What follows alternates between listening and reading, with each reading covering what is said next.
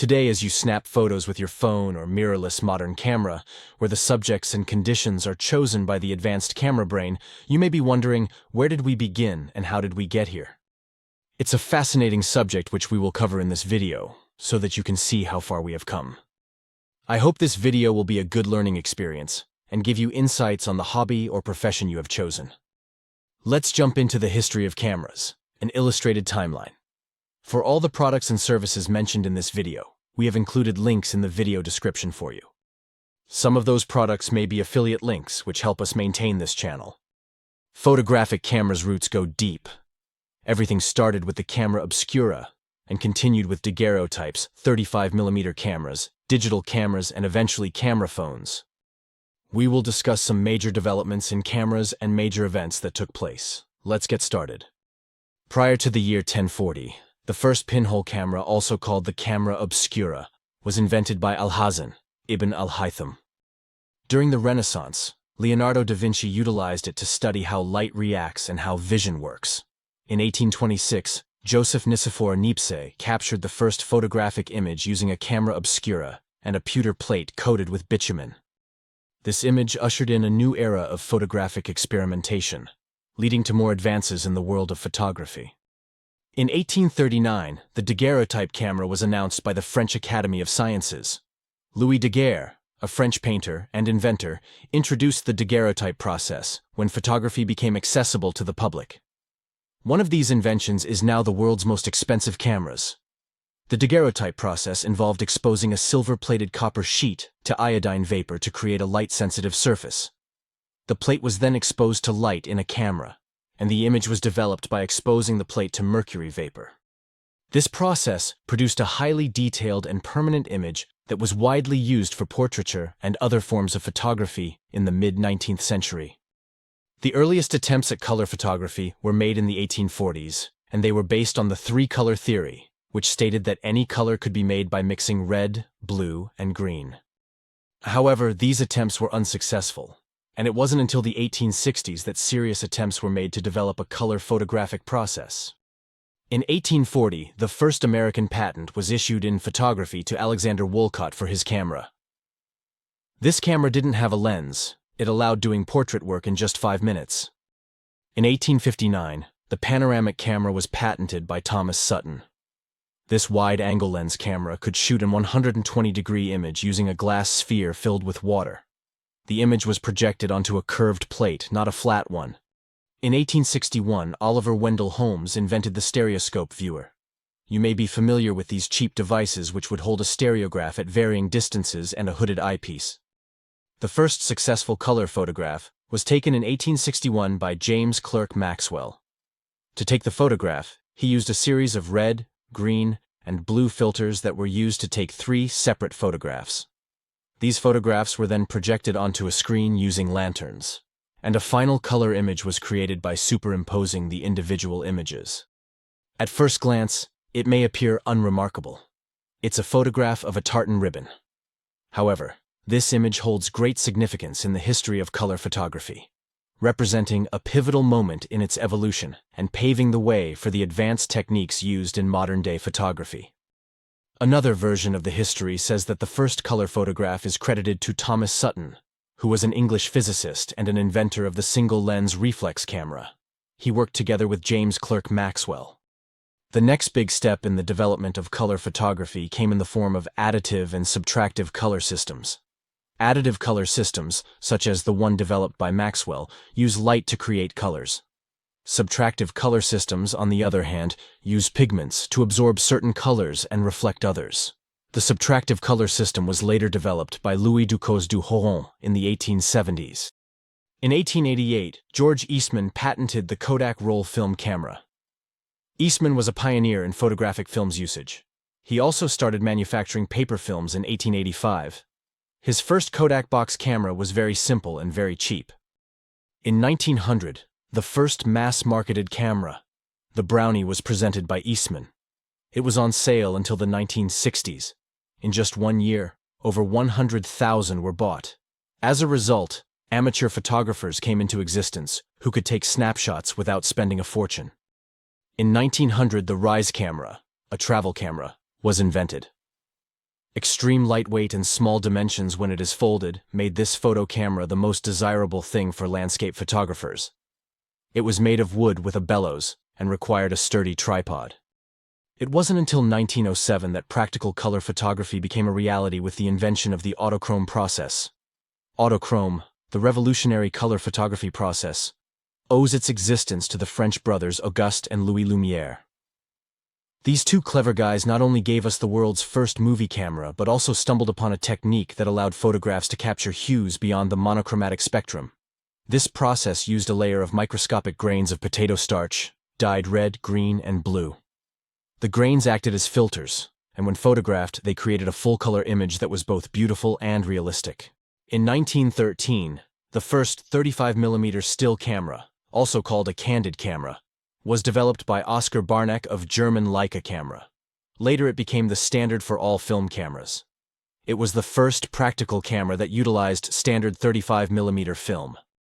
In 1929, the first Rolleiflex twin-lens reflex was introduced. These cameras were known for their exceptional build quality, reliability, superior optics, and small size. They were black and silver and had a wide range of accessories. Some pros and amateurs still use them. In 1933, the Zeiss Ikon Super Ikonta 530-2 folding camera, made for 120 roll film, was introduced. You have probably seen these as they are often displayed at photo exhibits, maybe even own one from a grandparent. They fold flat and have a bellows between the lens and camera body. Eastman Kodak released its revolutionary new color film stock in 1935, Kodachrome. Before then, photographers relied on hand-tinting black and white photographs with watercolors to add color. Kodachrome was a color reversal film introduced by Eastman Kodak in 1935. It was the first commercially successful color photography system, and revolutionized the way we capture images in vivid hues. Kodachrome was made up of 3 emulsion layers, one layer sensitive to blue, one to green, and one to red. When exposed to light, the silver halide crystals in each layer were exposed, creating a color image. The film was then processed using a variety of chemicals and techniques to produce beautiful and accurate color photographs. Kodachrome's development marked the beginning of a new era in color photography, allowing photographers to capture the world in vivid hues. Though Kodachrome is no longer on the market, it was the first to open the door for other companies to develop more efficient and affordable color film. It wasn't until the 20th century that color photography became widely used, as early color photographs were not very stable and their colors faded over time. However, with the development of more stable color films and printing processes, color photography began to improve and become more reliable.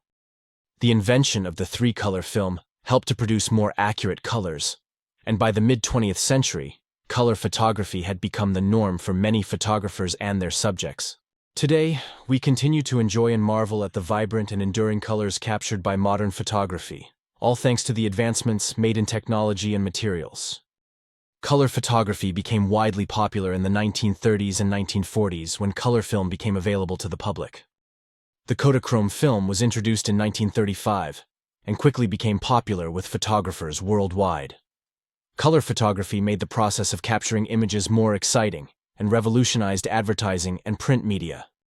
Color films introduced accurate color reproduction of images and opened up opportunities for photographers to capture images in vivid color.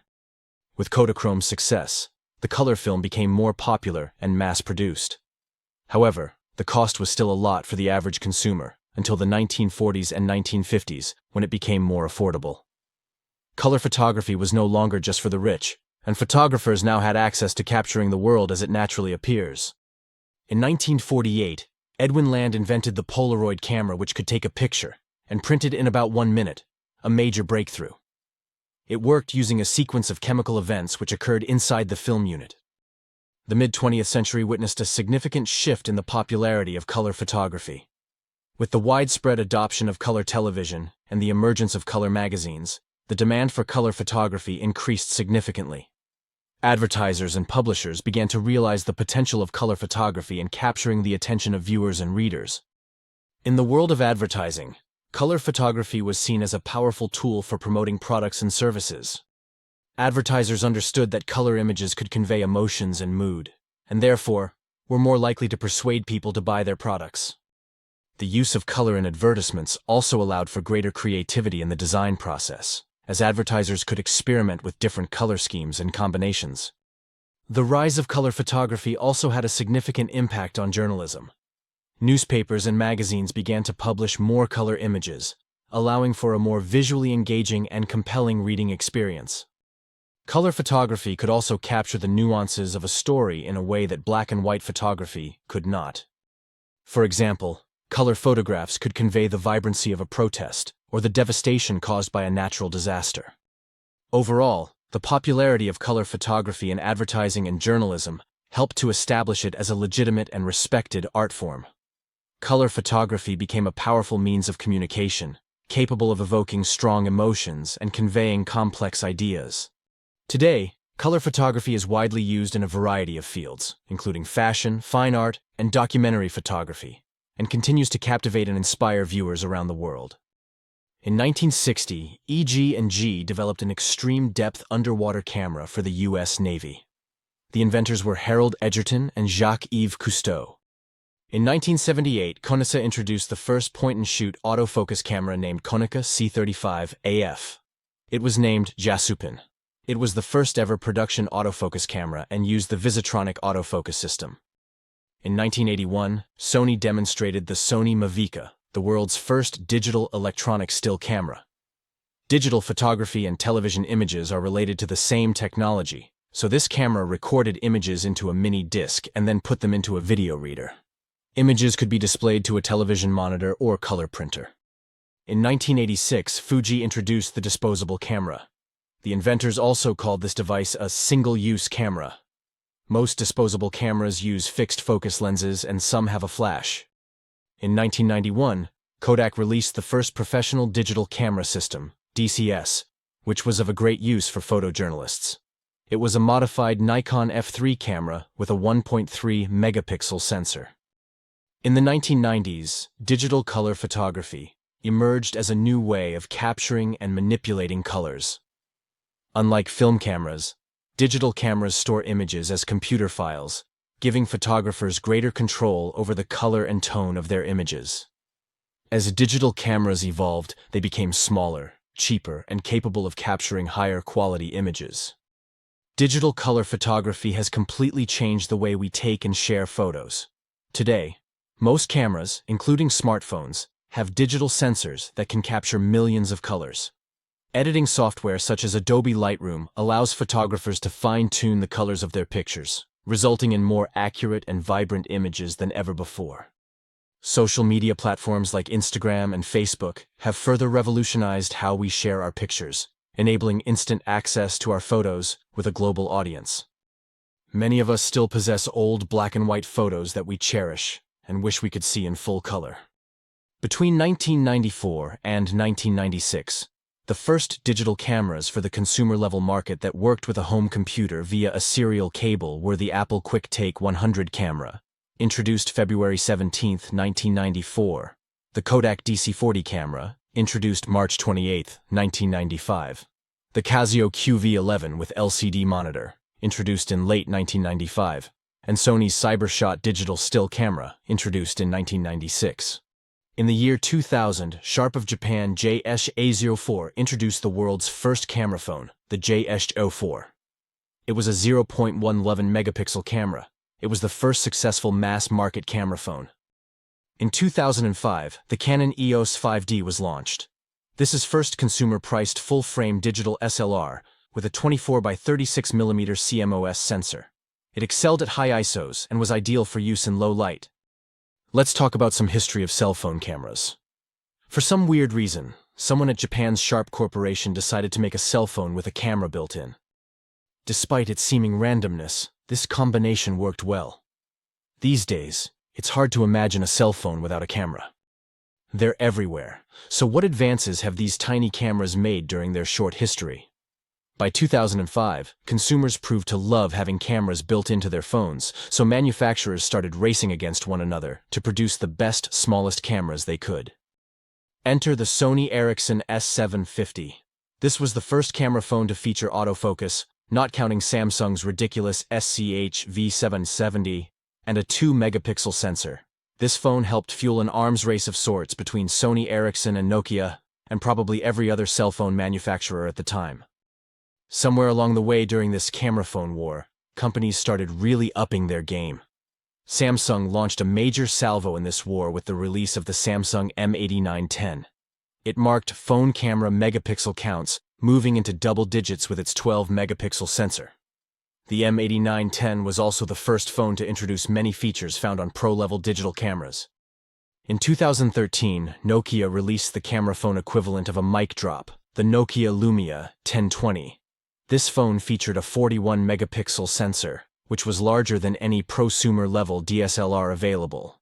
The 1020 also featured a Carl Zeiss lens, image stabilization, and PurView Pro technology, which enables lossless digital zoom.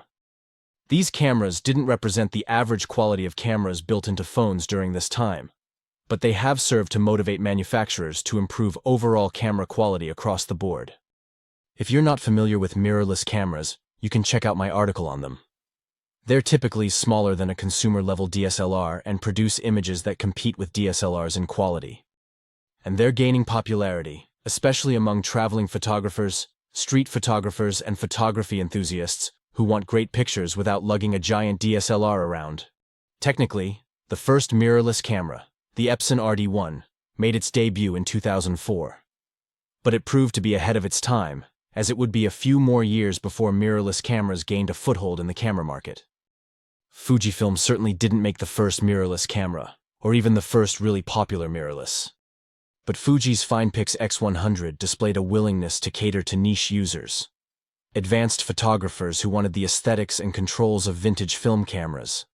The X100 featured a wide-angle prime lens and the option to shoot with an in-body rangefinder-like viewfinder. In 2013, Sony made a big jump in its mirrorless camera offerings with the Alpha 7 and the Alpha 7R. These were the first mirrorless cameras to feature a full-frame sensor. At this point, mirrorless cameras became full-fledged contenders with prosumer-level DSLRs. While action cameras and quad-rotor helicopters are mostly geared toward shooting video, these two advancements bear mentioning, simply because of how much they've advanced people's ability to capture amazing images. A surfer named Nick Woodman wanted a way to capture photos while he was surfing, so he began tinkering with 35mm cameras. Woodman continued to improve on his design, and in 2010, his company GoPro released the GoPro HD Hero. The HD Hero marked the first rugged waterproof camera able to capture video in 1080p. Since then, the Hero line of cameras has become the standard in the now widespread market of action cameras. Lytro introduced the first light-field camera to the general public in 2012. This camera opened up an entire world of new possibilities for photographers and audiences. The technology featured in the Lytro captures information from the subject being photographed that allows the resulting image to be refocused after it's been taken. What that means is, when you use a Lytro, you can change the focal plane of an image by touching it on a touchscreen display, or clicking on it with a mouse. While the Lytro and its successor, the Lytro Illum, haven't become overwhelmingly popular with consumers, the technology is becoming more prevalent. Even some smartphone makers are trying to copy this effect. Some major advancements have occurred in the last 15 years, but some other technologies and iconic camera equipment have disappeared. I wanted to take a look at 2 bits of photographic history that have come to an end. In 2008, legendary and groundbreaking company Polaroid stopped producing all of its instant films and cameras. While Polaroid pioneered instant photography and photography in general, the company couldn't maintain the public's interest in instant film photography in an ever-increasing digital age. Other companies, however, have stepped in to fill the gap. Fujifilm produces 2 instant cameras, the Instax Mini and the Instax Wide, as well as film to go with them. Fuji also still produces instant sheet film that can be used in older Polaroid cameras. And then there's the Impossible project. This group manufactures film packs for the most popular models of Polaroid cameras. Taylor Swift famously used Impossible Project film for the cover of her album, 1989. For quite some time, Kodak's Kodachrome color film was the industry standard in photography. It was the go-to film for artists, photojournalists, and all other manner of photographers. But processing the film was complicated, which equaled expensive. As such, The ever-practical field of professional photography gradually lost interest in Kodachrome film as digital photography evolved and dropped in price.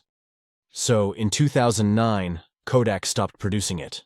The last roll of Kodachrome was shot by Steve McCurry in 2013. Goodbye, Kodachrome.